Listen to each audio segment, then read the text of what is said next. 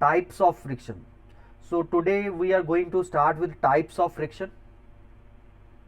Types of friction.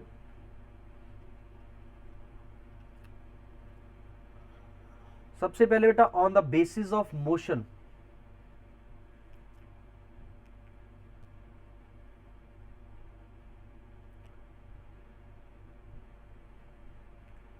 State of motion.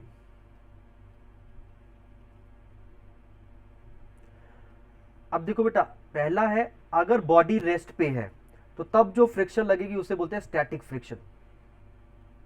Static friction क्या है बेटा?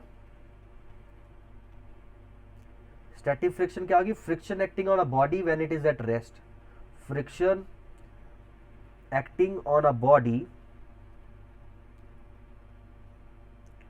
When it is at rest.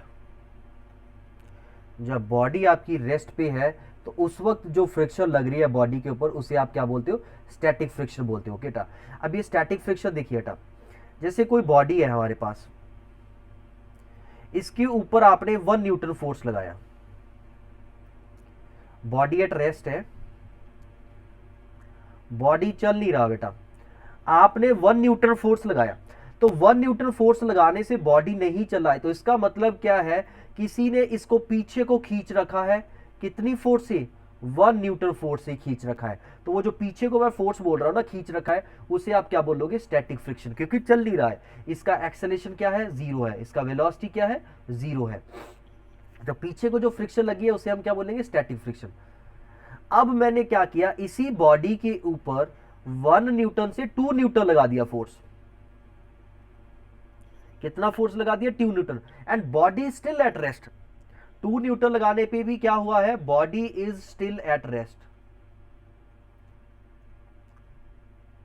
Body आपकी अभी भी रेस्ट पे है। तो अगर बॉडी रेस्ट पे है बेटा, तो इसका मतलब क्या? अभी भी कोई पीछे को उतनी ही फोर्स से खींच रहा होगा। कितनी फोर्स से खींच रहा होगा? अभी 2 न्यूटन से। तो ये क्या हो गया? Static friction.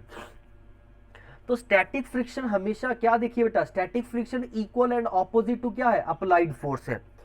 तो स्टैटिक फ्रिक्शन हमेशा कांस्टेंट नहीं रहता। अब बहुत बच्चे बोलते हैं सर अगर यहाँ पे 1 न्यूटन फोर्स लग रहा था, यहाँ पे भी 1 न्यूटन ही लगेगा, बट अगर स्टैटिक फ्रिक्शन 1 न्यूटन लगेगा तो आगे को 2 न्यूटन लग रहा है, तो ये 1 न्यूटन से आगे को चलना स्टार्ट कर देगा। बट हम लोग क्या कह रहे हैं? Body is still rest. तो जब तक बॉडी रेस्ट पे है बेटा, तब तक स्टैटिक फ्रिक्शन जो होगा that will be equal and opposite to क्या होगा? अप्लाइड फोर्स होगा। Static friction is equal and opposite to applied force. Okay, कभी भी जो आपकी स्टैटिक फ्रिक्शन है वो अप्लाइड फोर्स से बड़ी नहीं हो सकती। ध्यान रखना इस चीज का। सर मतलब ये चेंज होगी सर बिल्कुल दोनों केसेस में? बिल्कुल बिल्कुल चेंज होती है। Static friction is always less than, sorry less than लिखने की जरूरत ही नहीं है यहां पे क्योंकि हमने इक्वल लिख दिया। Static friction changes with applied force. देखो बेटा, सेम बॉडी है, सेम ही सरफेस है नीचे उसके, बट स्टैटिक फ्रिक्शन क्या हो रही है? चेंज हो रही है। स्टैटिक फ्रिक्शन क्या हो रही है? चेंज हो रही है। तो स्टैटिक फ्रिक्शन क्यों चेंज हो रही है? क्योंकि अप्लाइड फोर्स चेंज कर रहे हैं। तो इसका मतलब क्या है? Static friction changes with applied force. जैसे जैसे आप अप्लाइड फोर्स चेंज करोगे वैसे वैसे आपकी स्टैटिक फ्रिक्शन चेंज होगी। हम लोग बेटा जब बॉडी बोल रहे हैं कि रेस्ट पे है, तो इसका मतलब जितनी आगे को फोर्स लगेगी उतनी ही ऑपोजिट फोर्स लगेगी आपकी। तो ये आप बोल सकते हो इसे सेल्फ एडजस्टिंग फ्रिक्शन फोर्स बोल सकते हो। ये क्या बोल सकते हो इसे? Self adjusting friction. ये अप्लाइड फोर्स से मैं यहाँ पे बड़ा लिखने वाला था, वो मेंशन करने की जरूरत नहीं है। जब हमने इक्वल एंड ऑपोजिट बोल ही दिया है तो वो क्लियर है कि ये कभी भी बड़ी नहीं हो सकती। मैं यहाँ पे पहले पॉइंट एक्स्ट्रा बनाने लगा था, बट आई थिंक जब इक्वल एंड ऑपोजिट लिख दिया तो we don't have to specify कि ये बड़ी नहीं होनी चाहिए। कभी भी ऐसा ना हो कि इधर 2 न्यूटन आप बोलो जी इधर 3 न्यूटन लगा है, फिर तो ये बॉडी 1 न्यूटन से ही पीछे को चली जाएगी। तो फ्रिक्शन की वजह से कभी बॉडी खुद नहीं चलती बेटा, वो न्यूटन लॉ को वायलेट कर देगी। ओके, नेक्स्ट बात करते हैं बेटा सेकंड टाइप जो होती है that is kinetic friction.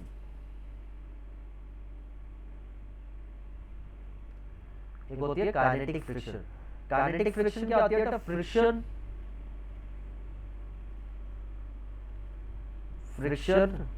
acting on a body when it is in motion। जब बॉडी मोशन में है तब बॉडी के ऊपर जो फ्रिक्शन लग रही है उसे बोलेंगे काइनेटिक फ्रिक्शन।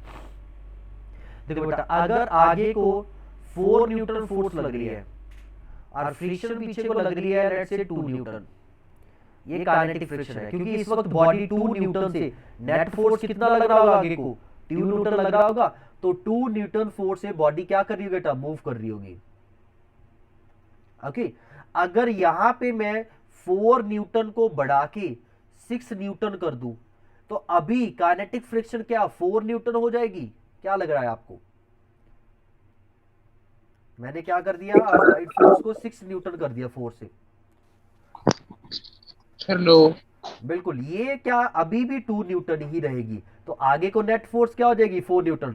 तो अब क्या होगा? जितनी भी फोर्स आगे को अप्लाइड फोर्स बढ़ेगी वो क्या करेगी? बॉडी के एक्सेलरेशन के लिए रिस्पॉन्सिबल होगी। तो काइनेटिक फ्रिक्शन जो है ये बेटा कांस्टेंट रहती है। Okay, kinetic friction does not change with applied force. ये कांस्टेंट फोर्स है बेटा, इसका मैग्नीट्यूड क्या रहेगा? कांस्टेंट रहेगा। लास्ट में आता है बेटा एक लिमिटिंग फ्रिक्शन। लिमिटिंग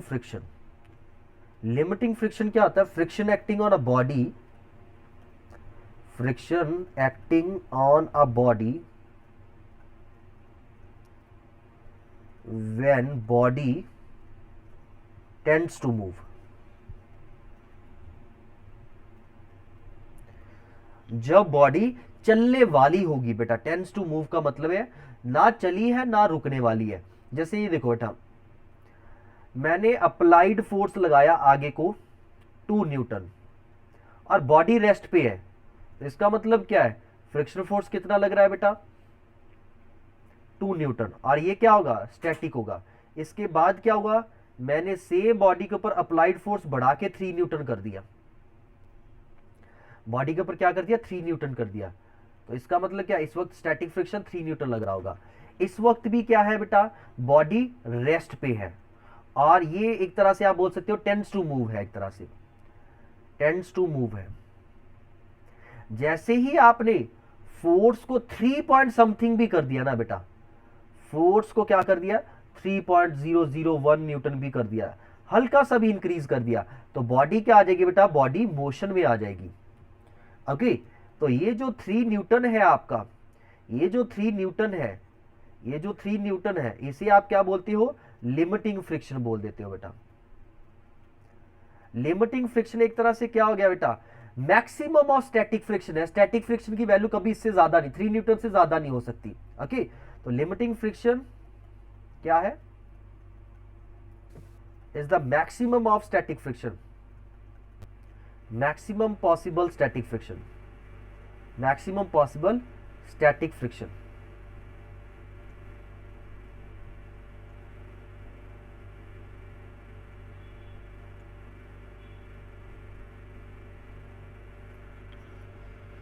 क्लियर है बेटा? अब अगर मैं यहां पे एक ग्राफ ड्रॉ करूं, फ्रिक्शन का ग्राफ ड्रॉ कर रहा हूं मैं अप्लाइड फोर्स के साथ। बहुत बार टीचर ये सीधा पूछ लेता है बेटा आपका कि show the variation of friction with different form of friction with applied force.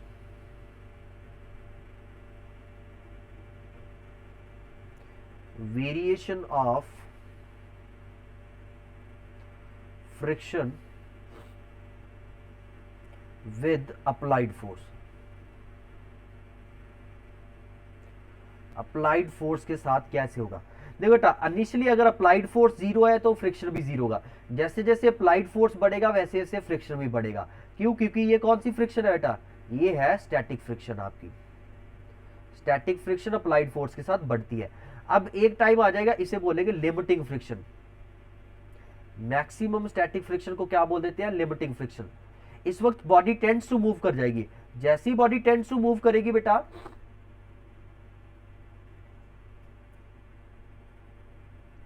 एक चीज का आपने ध्यान रखना, जब बॉडी टेंड्स टू मूव करेगी तो ये फ्रिक्शन कम हो जाती है, ओके। और काइनेटिक फ्रिक्शन ये फिर कांस्टेंट रहती है आपकी। ये कौन सी फ्रिक्शन है बेटा? ये काइनेटिक फ्रिक्शन है। काइनेटिक फ्रिक्शन जो होती है, kinetic friction is less than limiting friction,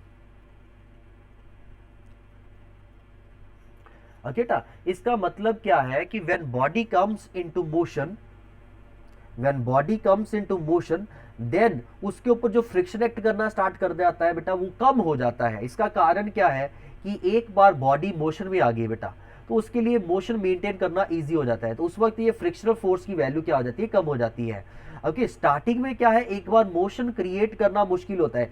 एक बार मोमेंटम गेन कर लिया बॉडी ने, तो फिर उसके ऊपर फ्रिक्शन भी कम एक्ट करना स्टार्ट कर जाता है, फ्रिक्शनल फोर्स भी कम एक्ट करना स्टार्ट कर देता है बेटा, ओके।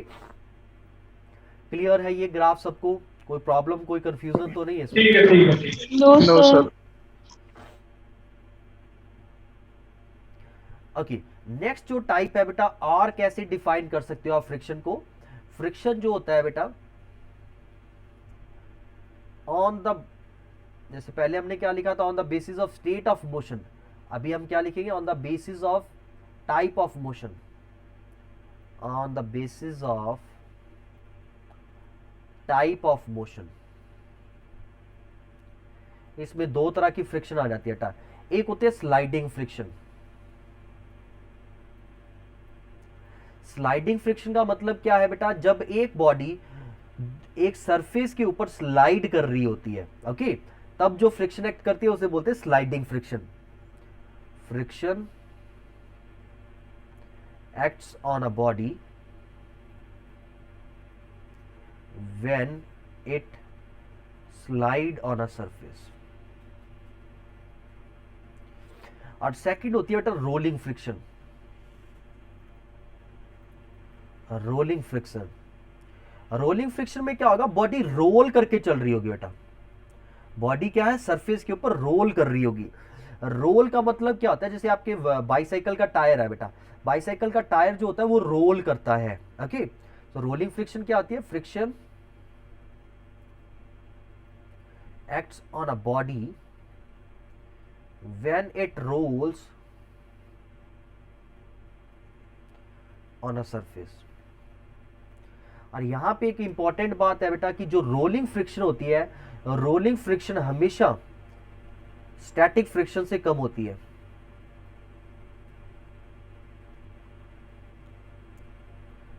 स्टैटिक फ्रिक्शन से हमेशा क्या होगी? कम होगी। Sorry, sliding, not static, sliding friction. इसका पता बेटा, आप अगर अर्ली मैन वाला आपने पढ़ा होगा ना हिस्ट्री में, तो उसमें भी बताया था कि अर्ली मैन को जैसे ही पता चला कि वो जो गोल चीज होती है वो जल्दी मूव करवा सकते हैं, इजीली मूव करवा सकते हैं, तो उन्होंने टायर व्हील्स की इन्वेंशन की थी तब, है ना।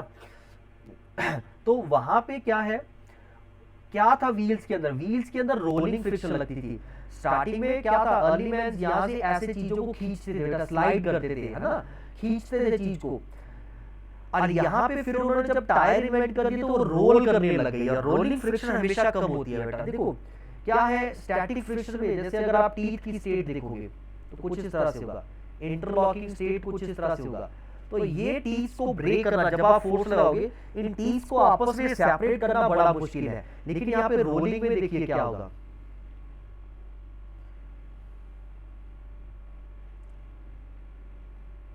सारे टीथ नहीं दिखा रहा, दो टीथ। तो जब ये बॉडी रोल करेगी ना बेटा, तो आपके जो ये टीथ्स है ये बहुत इजीली यहां से बहुत इजीली बाहर को निकल आएंगे, ओके। जब ये ऐसे करेंगे तो इस सरफेस के ऊपर बहुत इजीली ये बाहर को निकल आएंगे। जैसे आप देखो बेटा, गियर्स होते हैं आपकी, गियर्स जब चलते हैं तो बहुत इजीली एक दूसरे के साथ चलते हैं बेटा, ओके। और बॉल बेयरिंग्स में भी यही एप्लीकेशन यूज होती है। जो बॉल बेयरिंग्स कल मैंने आपको बताया था, बॉल बेयरिंग्स में भी क्या होता है, बॉल बेयरिंग्स भी क्या काम करते हैं? बॉल बेरिंग्स भी स्लाइडिंग फ्रिक्शन को रोलिंग फ्रिक्शन में कन्वर्ट करते हैं बेटा। कल मैंने आपको बना के भी दिखाए थे बॉल बेरिंग्स में क्या होता है, ऐसे बीच में बॉल्स बना डाल दी जाती है, स्फेरिकल बॉल्स।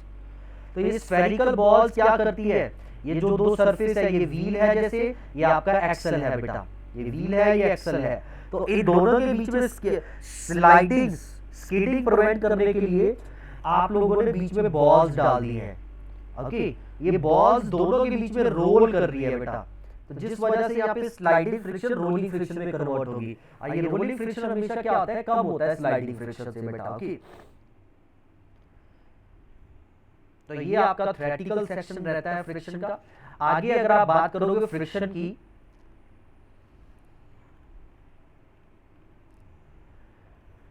अब देखो बेटा जो फ्रिक्शन है ये किसके ऊपर डिपेंड करती है, it depends upon roughness of surface, roughness of surface. और ये जो रफनेस ऑफ सरफेस है बेटा, इसे डिफाइन किया जाता है कॉफिशिएंट ऑफ फ्रिक्शन से। म्यू जो होता है इसे बोलते हैं coefficient of friction, coefficient of friction. Mu is coefficient of friction.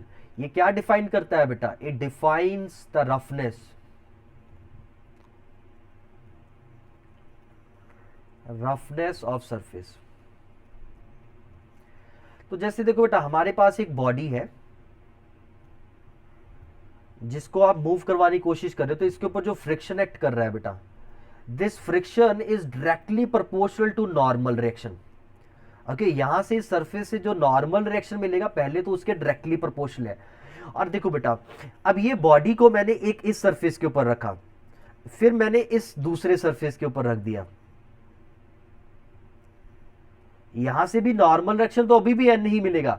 इन दोनों में डिफरेंस क्या, रफनेस का। देखो बेटा ये कम रफ है, ये स्मूथ है थोड़ा सा, ये रफ है आपका। दोनों बॉडी सेम है, तो फ्रिक्शन कहां पे ज्यादा होगा, F1 ज्यादा होगा कि F2 ज्यादा होगा, तो क्लियरली F2 जो होगा ग्रेटर देन F1 होगा बेटा। लेकिन अब हमने बोला है कि जो फ्रिक्शन है वो नॉर्मल रिएक्शन के डायरेक्टली प्रोपोर्शनल है, तो फ्रिक्शन यहां पे directly proportional to normal reaction जरूर है, बट ये प्रोपोर्शनलिटी साइन जो है बेटा ये डिफाइन, इसको रिप्लेस किया जाता है म्यू के साथ। और म्यू क्या डिफाइन करता है, रफनेस ऑफ सरफेस। तो म्यू से हमें पता चल जाएगा कि कौन से सरफेस पे फ्रिक्शन ज्यादा होगी। ऑल्दो नॉर्मल रिएक्शन दोनों सरफेस पे सेम है, बट स्टिल कौन सा सरफेस ज्यादा फ्रिक्शन प्रोड्यूस करेगा वो डिसाइड कर देगा mu. So F is equals to mu N. ये फॉर्मूला बेटा दिमाग में बिठा लो, ये फ्रिक्शन का फॉर्मूला है। फ्रिक्शन फोर्स जो है बेटा इसका यूनिट कभी कोई पूछ ले, यूनिट ऑफ फ्रिक्शन, फ्रिक्शन का यूनिट क्या होगा बेटा, देखो एक तरह की फोर्स ही है आपके पास, friction is a type of force only, तो इसका यूनिट भी क्या होगा, न्यूटन ही होगा बेटा। तो ये जो ये भी न्यूटन है, नॉर्मल रिएक्शन का भी यूनिट न्यूटन होता है, क्योंकि नॉर्मल रिएक्शन भी एक तरह की फोर्स ही है बेटा। इसका यूनिट भी क्या हो जाएगा, न्यूटन ही हो जाएगा। तो म्यू का यूनिट क्या हो जाएगा यहां से, फिर कॉफिशिएंट ऑफ फ्रिक्शन, म्यू का यूनिट क्या हो जाएगा, ये न्यूटन है ये न्यूटन है, तो ये क्या हो जाएगा, डायमेंशनलेस हो जाएगा। तो जो ये म्यू है ये क्या बन जाएगा बेटा, m0 l0 t0, डायमेंशनलेस है, यूनिटलेस है, ये इसका कोई यूनिट भी नहीं होता है, इसका कोई डायमेंशन भी नहीं होता है बेटा। Okay sir. बट ये वेरिएबल होता है, तो ये डायमेंशनलेस वेरिएबल है एक तरह से। This is example of dimensionless variable. Value very करती है, म्यू की वैल्यू कांस्टेंट नहीं रहती through out the universe, depend करता है कौन से सरफेस की बात कर रहे हो आप। ओके, अब इसमें बेटा ये जो दो नेक्स्ट टर्म्स बताने वाला हूं ये बहुत इंपॉर्टेंट है, ये हमेशा टीचर पूछता है किसी ना किसी वे से, डायरेक्टली और इनडायरेक्टली इनका क्वेश्चन आता ही आता है अगर फ्रिक्शन में से क्वेश्चन आएगा तो। सबसे पहले आता है angle of friction.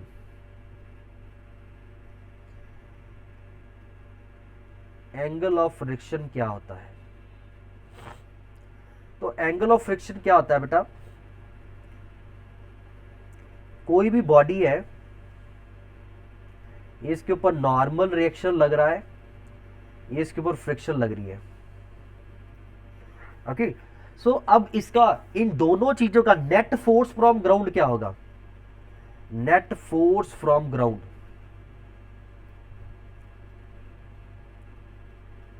That will be equals to R. तो आर जो होगा ना, एक तरह से resultant of N and F होगा। और अगर आप यहां पे पैरेललोग्राम लॉ कंप्लीट करते हो बेटा, तो इन दोनों वेक्टर्स का रिजल्टेंट किस तरफ होगा, इस तरफ होगा। ओके, तो ये आपका आ गया है resultant.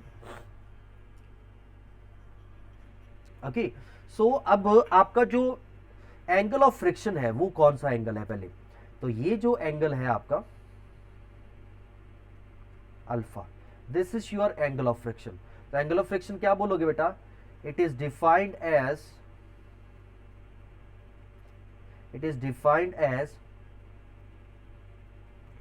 Angle between friction, angle between normal reaction and resultant of friction and normal reaction from ground।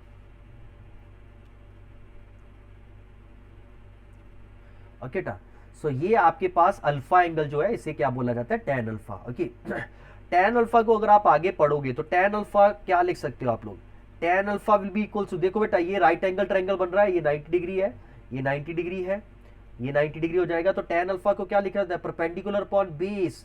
Perpendicular क्या होगा, f के बराबर होगा, बेस n के, तो tan अल्फा क्या हो जाएगा, f बाई n। f को क्या लिखा जा सकता है, म्यू n। सो यहां से n और n कैंसिल आउट हो गए, this is equals to mu. So tan alpha is equals to mu. So बेटा कभी भी आपने एंगल ऑफ फ्रिक्शन निकालना हो तो आप इस रिलेशन को यूज कर सकते हो। ओके, आपको म्यू दे रखा है, वहां से आप एंगल ऑफ फ्रिक्शन निकाल सकते हो। Angle of friction tan alpha will be equals to क्या आ जाएगा, म्यू आ जाएगा, where mu is the coefficient of friction. So definition समझ आ गई, resultant of normal reaction and friction के बीच का एंगल किसके साथ, नॉर्मल रिएक्शन के साथ ही। ओके, इस एंगल को आप क्या बोलते हो, इसे बोलते हो alpha, angle of friction. Same way next जो डेफिनेशन है बेटा, that is angle of repose. Angle of repose, angle of repose क्या होगा बेटा, अब आप सबको मालूम ही है कि इंक्लाइंड प्लेन जो है आपका, ये इंक्लाइंड प्लेन है, ये एंगल है theta.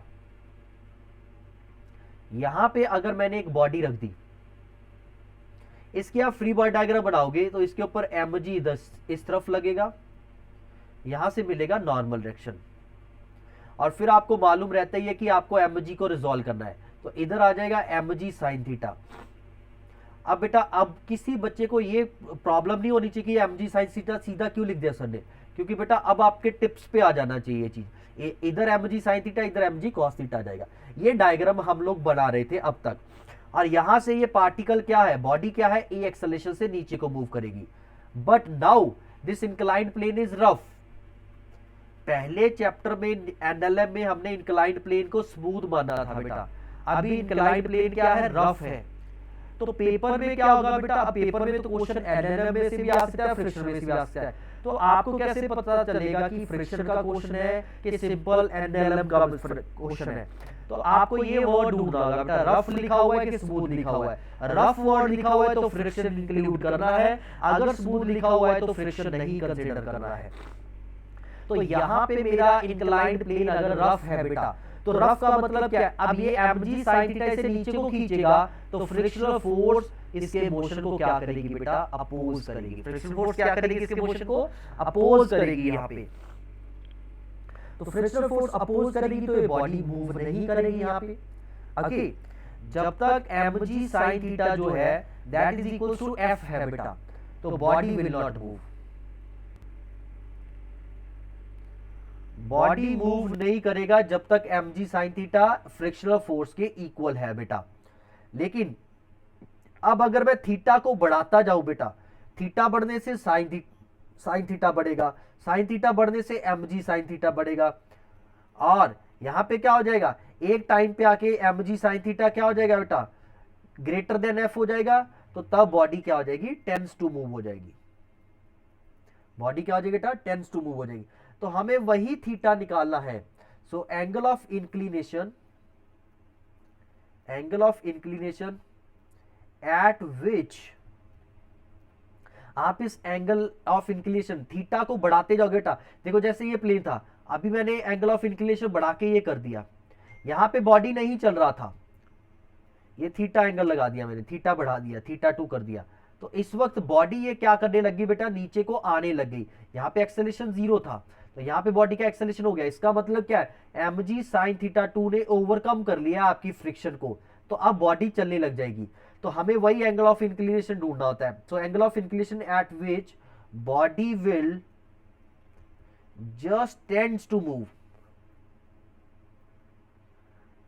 move on rough inclined plane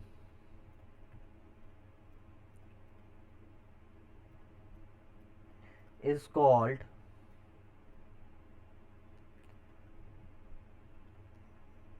that angle of inclination is called angle of repose.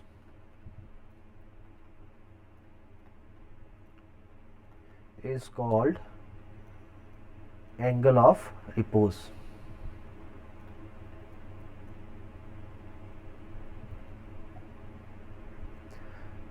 So clear है बेटा ये चीज सबको, ओके।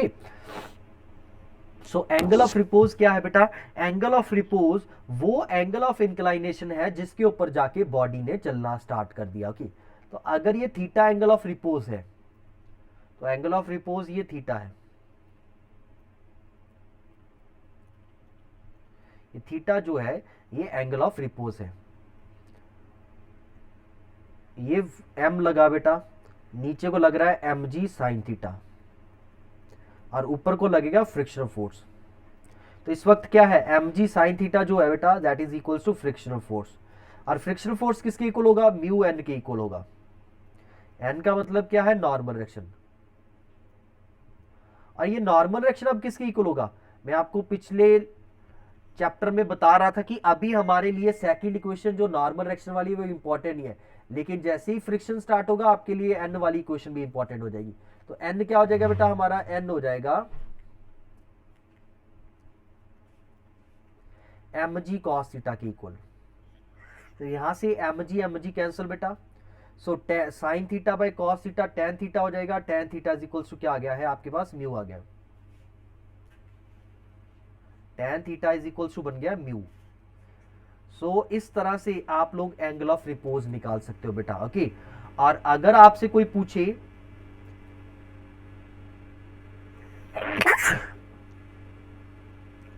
कि angle of friction and angle of repose में क्या रिलेशन है, देखो बेटा ये अगर मेरी इक्वेशन 1 है एंड ये मेरी आ गई equation 2, comparing 1 and 2, tan theta is equal to mu is equal to tan alpha, यहां से थीटा इज इक्वल टू क्या आ गया, अल्फा आ गया। तो यहां से क्या कंक्लूड हो रहा है कि angle of friction is equals to angle of repose.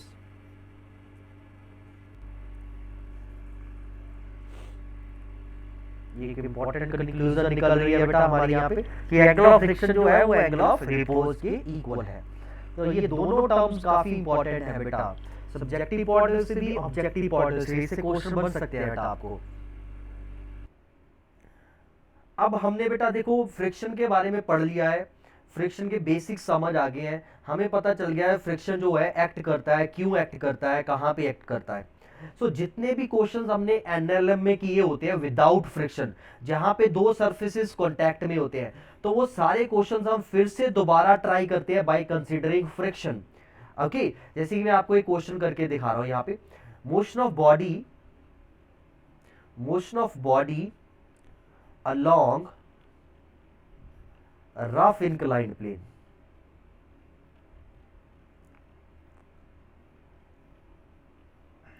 Motion of body along rough inclined plane. तो अब हमने बेटा जो प्लेन है वो रफ इंक्लाइंड प्लेन कंसिडर किया है, जब हमने वहां पे किया था स्मूथ किया था। दोनों में डिफरेंस देखो क्या होगा, एक्सेलरेशन ढूंढते हैं यहां पे क्या होगा बेटा। सो अगर आपको याद है, so acceleration of a body on smooth inclined plane कितना निकला था, on smooth inclined plane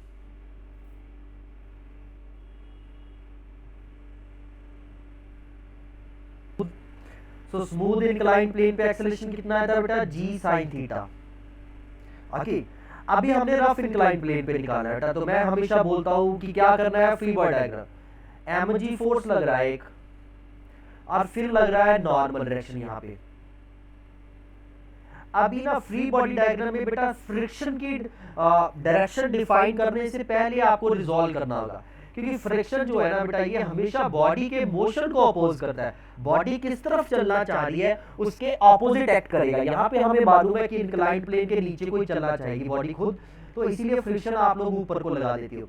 but सबसे पहले सारी फोर्सेस शो करो बॉडी के ऊपर, फिर फ्रिक्शन लास्ट में डिफाइन करो। mg को रिजॉल्व किया तो इस तरफ आ गया mg साइन थीटा, और इस तरफ आ गया mg cos theta.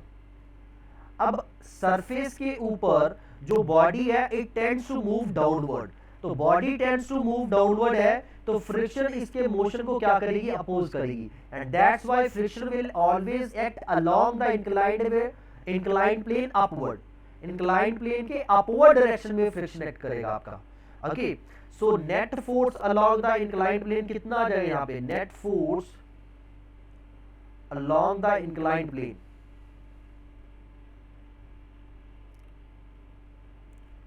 That will be equals to आ जाएगा बेटा mg sin थीटा नीचे को है माइनस f, इसको क्या लिखेंगे m इंटू एक्सेलरेशन, और एक्सेलरेशन इसका किस तरफ हो रहा है बेटा, नीचे को हो रहा है। ओके, तो यहां से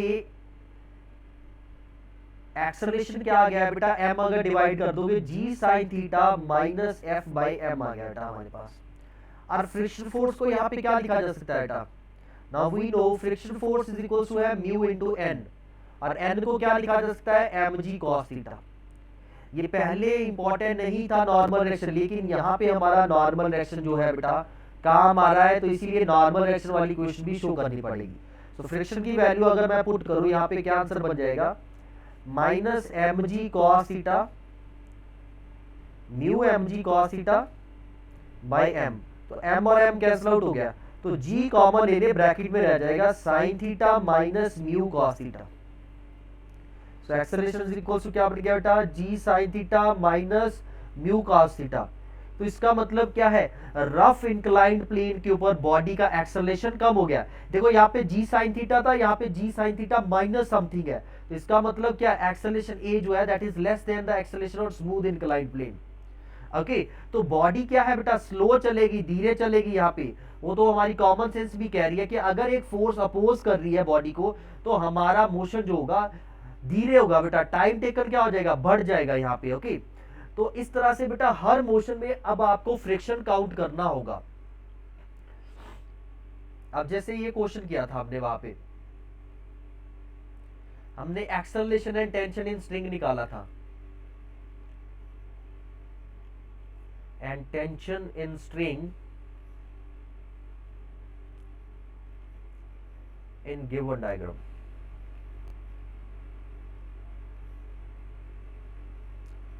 जैसे देखो बेटा ये क्वेश्चन हमने किया था वहां पे, ये m वहां पे स्मूथ में था, यहां पे पुली से लगा दिया हमने, और इधर दूसरा मास m2 था। ओके, और लेट से आपको m1 की वैल्यू दे रखी है बेटा 5 kg, m2 की वैल्यू दे रखी है लेट से 10 kg ले लो, और म्यू की वैल्यू दे रखी है 0.2। ये सरफेस आपका रफ है बेटा। ओके, तो अब कैसे इस क्वेश्चन के साथ डील करोगे बेटा, वही पहले फ्री बॉडी डायग्राम बनाओगे m1 की। m1 की फ्री बॉडी डायग्राम में क्या होगा, इस तरफ टेंशन T, क्योंकि ये स्ट्रिंग है बेटा, ये टेंशन टी, इधर टेंशन टी, इधर टेंशन टी, इधर टेंशन टी, सबको टेंशंस की डायरेक्शन समझ आनी चाहिए पहले। और इसका एक्सेलरेशन टुवर्ड राइट होगा तो frictional force toward left act करेगा बेटा। तो क्या, और नीचे को m1g फोर्स लगेगा और ऊपर को लगेगा नॉर्मल रिएक्शन। इस क्वेश्चन में g की वैल्यू 10 ले लेते हैं कैलकुलेशन पॉइंट ऑफ व्यू से। जब तक लिखा ना हो तब तक g को 10 नहीं लेना बेटा। इक्वेशन क्या बन जाएगी यहां से, n is equals to m1g बन जाएगा बेटा। और दूसरी क्वेश्चन क्या बन जाएगी, t minus F is equals to m1 into a. Friction की वैल्यू क्या आ जाएगी बेटा, mu into N is equals to m1a, और n की वैल्यू क्या आ जाएगी, m1g is equals to m1a। तो ये आपके पास एक इक्वेशन ये बन गई। सेम वे बेटा दूसरी इक्वेशन फ्री बॉडी डायग्राम बनाओगे m2 की। m2 वर्टिकली मूव कर रहा है, नीचे को फोर्स लग रही है m2g, ऊपर को फोर्स लग रहा है टेंशन t। बेटा यहाँ पे कोई नॉर्मल रिएक्शन वगैरह नहीं होगा, क्योंकि यहाँ पे कहीं फ्रिक्शन रिएक्ट कर रहा होगा, ये किसी सरफेस को टच ही नहीं कर रहा है बेटा m2, तो यहाँ पे कोई फ्रिक्शन नहीं होगा। और ये a एक्सेलरेशन के साथ, क्योंकि अगर ये a एक्सेलरेशन के साथ आगे को जाएगा तो ये a एक्सेलरेशन के साथ वर्टिकली डाउनवर्ड मूव करेगा। तो यहाँ पे क्वेश्चन क्या बन जाएगी, m2g minus T is equals to m2a। Okay, अब आप इनकी वैल्यूज पुट कर सकते हो। m2 की वैल्यू है 10 इंटू जी भी 10 है तो 100 हो गया, minus T is equals to 10a। यहां पे क्या बन जाएगा बेटा, t माइनस म्यू कितना है 0.2 into 5 into 10 is equals to 5a। तो दो इक्वेशंस बन गया बेटा। यहां से देखो क्या बन रहा है, 0.5 मतलब 2/10, 2 5 10, so t minus 10 is equals to 5a बन गया। ये यहां से t की वैल्यू ले आओ और उधर डाल देते हैं। 100 माइनस t की वैल्यू क्या आ गई 5a, उधर plus minus 10 is equals to 10a। ये हो गया 100 माइनस 10 हो गया बेटा 90, और ये इधर चला गया 15a। सो यहां से a की वैल्यू क्या आ गई बेटा 90/15। ओके, तो कितना हो गया बेटा, ये आंसर 6 आ गया आपका, 6 मीटर पर सेकेंड स्क्वायर।